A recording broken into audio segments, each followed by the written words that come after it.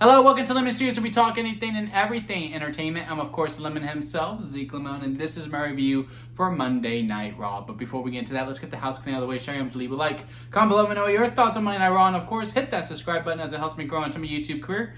I would greatly appreciate it. Now, all that out of the way, let's get into the review, shall we? So, Monday Night Raw, we are now full throttle into SummerSlam, and boy, they wasted no time. What is it? We're up to 7 matches confirmed, basically 8 at this point.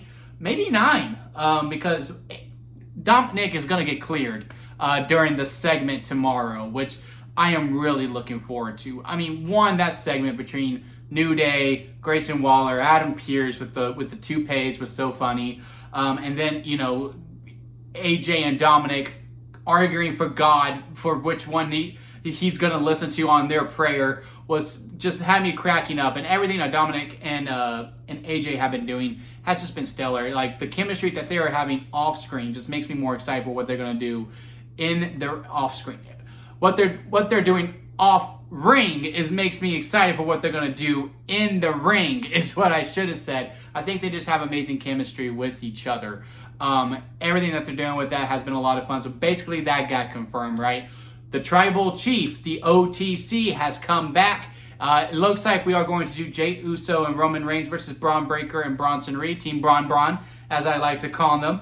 And why not, right? If Seth Rollins cannot go, which ultimately we hope he is doing well, right? That's the main thing.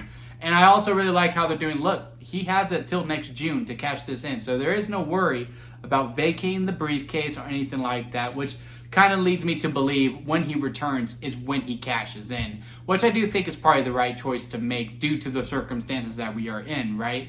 And yeah, Roman Reigns and Jey Uso teaming up to take on Team Braun sounds like a lot of fun to me. I think it's going to be really hard hitting. I don't think it needs to overstay its welcome. I think it can go a good 15 minutes. I think it'll be a good opening match on either night, maybe night 2 of SummerSlam. And yeah, I mean, the pop that man got when he came out was absolutely electrifying. As The Rock would say, the mana was really, really strong throughout that whole entire segment, especially when the crowd went Roman Reigns. I mean, they were so loud for him. Really like what he did. He helped Jey Uso up because he loves him, but he would not help CM Punk up really good within the character. Yeah, it was just great. It was a good adrenaline all the way through. Do I wish he would be around much more? Absolutely. But man, when he does come back, business has truly picked up, and there's just like the sense of urgency that came over the show overall. As for the gauntlet overall, it was fine. I think it was a really dumb rule to say there's no DQ in the gauntlet, because 1, when has that ever been the case? And 2, why wasn't Bronson Reed just out there the whole time wrecking havoc and helping Braun Breaker win? I get it, you were trying to establish Braun Breaker as a monster, especially with that promo Paul Heyman said when he says that he's the next big thing. He is the big dog, and this is his yard, which to me solidified that Roman Reigns was coming back. But, he was doing well, but then, Jey Uso comes out. That's when Bronson Reed comes in to do the distraction. Just have him distract the whole entire time. Now, we did do it a lot on this episode of Monday Night Raw. It was in the Chelsea Green versus Nikki Bella match. The tag team match also had it quite a bit, too. It wasn't really in the 2 out of 3 falls match, but I wasn't a huge fan of the surprise roll-up being such a factor within it. We'll get more into that a little bit. But as for the gauntlet itself, it was fine overall. I had a good time with it. Not the best gauntlet of the recent era, if you will, but still a very fun one nonetheless. I am glad that CM Punk won. It does seem like the night 1 main event will be CM Punk versus Gunther, because I just don't know how you don't do that at this point. And I think the World Heavyweight Championship needs that too, to really, establish it as a true world title. It does need to main event a big show such as SummerSlam, especially when there are 2 nights dedicated for it. Wish we did get more than 3 weeks to build it up, or 2 weeks, really, to build this matchup. But hey, it is what it is. WWE runs way too many shows right now. Hopefully post this, we do get a little bit of a break, because I do believe Clash in Paris, maybe 3 weeks until then. And then, again, we just need 4. I think 4 is the sweet spot. Mania, when we had like 6 weeks in between the Chamber and WrestleMania, that was a little long. But I think 4 might be the best spot to go. Okay, 4 weeks in between every single show is probably the route to go moving forward. But yeah, besides that, as far as men's segments go, that was it. We had the Judgment Day stuff, and then we had the Gauntlet, and then Gunther coming out to talk a little bit too, and Paul Heyman doing his thing. But besides that, this was a women-filled Monday Night Raw, and I think it was all the better for it. I mean, for the first hour and a half, I believe, it was truly just all women. We kicked off with Naomi coming out with the title, gave a great heel promo, the crowd chanting, "You deserve it." She's going, "Nah, I don't want that," because y'all wasn't feeling the glow, but now y'all want to feel me. Now I'm telling you to proceed with caution. Absolutely love that. Good. Again, great heel promo telling the Raw locker room to watch their back. And then Rhea Ripley comes out. Io Sky comes out. Again, this is just the shame. You know, we only have 3 weeks to do it, but we're doing this triple threat match at SummerSlam. Could be an absolute banger. Could main event. Could not main event. It could also be a good opener for nonetheless. So I believe that brings our card up to, assuming that AJ Styles versus Dominic Mysterio, it does get confirmed on Monday. Roman Reigns and Braun Breaker versus Roman Reigns and Jey Uso versus Team Braun. That's 2. The Jelly Roll Tag Team match, which, you know, I'm actually kind of starting to turn my head around to, because again, I really do like the segments that they are going with. Cena versus Cody, the triple threat match, the World Heavyweight Championship match, and then we have the WWE Women's Championship match between Jade Cargill and Tiffany Stratton, which people were surprised by for some reason. I was like, Jade literally won Queen of the Ring. And then, of course, we also have the Lyra Valkyria versus Becky Lynch match, because, again, we had a 2 out of 3 falls match between Lyra Valkyria and Bayley. Very, very fun match. Again, I just wasn't a huge fan of the surprise roll-up was a factor for the first 2 falls. I just like convincing finishes all the way through. The third fall I really did like quite a bit, and especially the final sequence all the way through, especially because when she hit... God, I can never remember Lyra Valkyria's finisher name. This is the Nightwing. But when she hits it, it just really came from out of nowhere. It was executed very, very beautifully, and it just like felt definitive, right? And I would like that for the other 2 falls too, as opposed to, oh, I got the better of you for 3 seconds. Becky Lynch coming out in the yellow and gold, the yellow and red was very, very funny to me. There's no way that wasn't intentional. I really wouldn't be surprised her SummerSlam gear is Hulk Hogan inspired.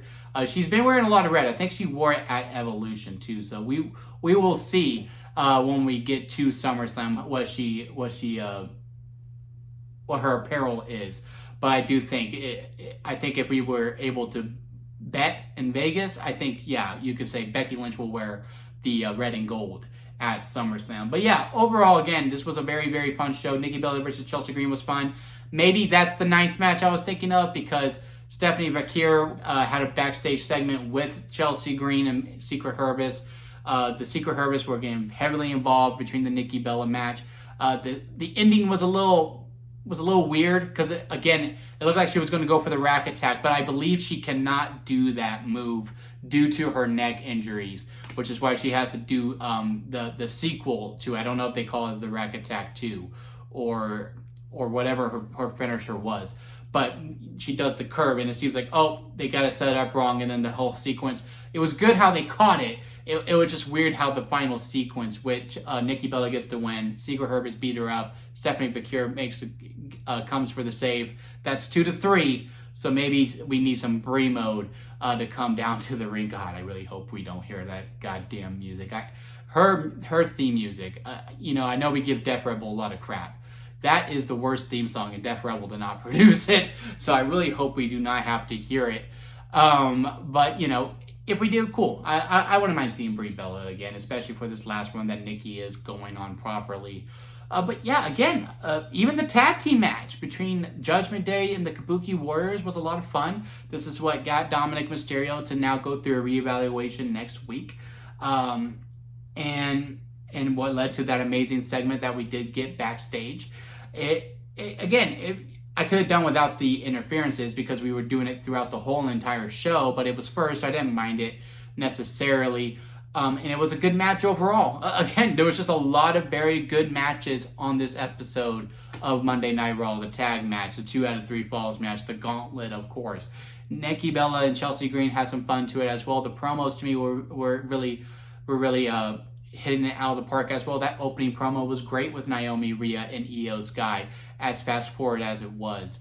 Gunther's promo was also a lot of fun too, when he was saying like, oh, who's next? And then Paul Heyman comes and goes, look, I really don't care what you have to say. He's going to walk out. Braun Breaker gets in his face. Again, it was just like everything was hitting on stride. It just feels like, okay, we do have a focus and let's go full throttle into it. I'm looking forward to SmackDown. I'm looking forward to the next Monday Night Raw. I'm just ready, just to get to SummerSlam. I like the card so far with everything that it's on it. I think it's a very, very stacked. I think, it's better than WrestleMania in a lot of ways, and we're not even done filling it out yet. I would assume Priest versus Black gets added to SummerSlam, which could be a lot of fun. Hopefully we get a U.S. title match in there. Solo versus Jacob will, but I'm talking more for the women. I don't know if we're going to do Julia and Zelina Part 2 again, and maybe throw in a Nia Jax just to, have a Nia Jax on the show, because I do believe she deserves it. And of course, then after that, I think that just leaves our 3 tag titles remaining, because I do think the women will, with Alexa and Charlotte getting onto the show. It's the men's that get me worried about it. The WWE tag titles should definitely be defended, but what we're going to do for the world tag titles, we will see.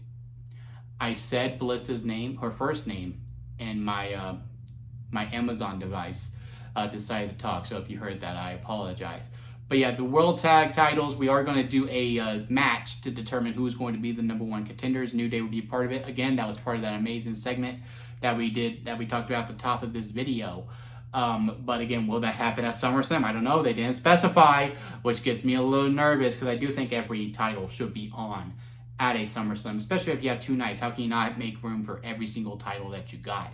But yeah, again, I'm just going to keep harping what I've been saying throughout this whole entire video. This was a very, very fun episode of Monday Night Raw. I have no real true notes. I have no real true criticisms throughout it. I think all the right winners won. I think all the segments went the right amount. Again, I guess my only true criticism, again, was that 2 out of 3 falls match with the surprise roll-up being such a factor within it, because you also did it in a tag team match too. And, it's fun when it's executed properly. There's great executions with the surprise roll-up, don't get me wrong. But it's just been done a lot, along with the distractions as well. So maybe tone those 2 things down a little bit. But again, overall, no complaints from me. But what did you think about it down in the comment section? Let me know your thoughts. Leave a like if you made it this far within the review. I do greatly appreciate it. And again, hit that subscribe button, as I am trying to grow into my YouTube career. Until next time, guys, I'll see you here at Lemon Studios.